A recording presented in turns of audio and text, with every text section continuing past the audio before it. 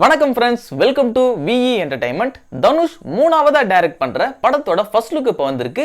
இந்த படத்தோட பேரு நிலவுக்கு என் மேல் என்னடி கோவம். இந்த படத்தை ஃபுல் அண்ட் ஃபுல் ஒரு ரொமான்டிக் டிராமாவா எடுக்கிறாங்க.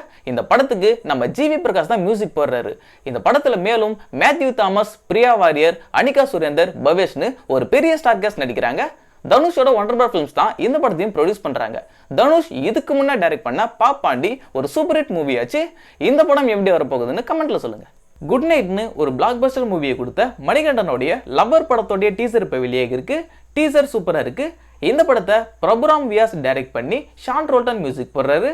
இந்த படத்துல ஸ்ரீ கௌரி பிரியா ஃபீமேல் லீடா நடிக்கிறாங்க. லவ்வர் ஒரு feel good romantic movie. Good night மாதிரியே இந்த படமும் ஒரு சூப்பர் ஹிட் மூவி ஆகுதான்னு வெயிட் பண்ணி பார்க்கலாம்.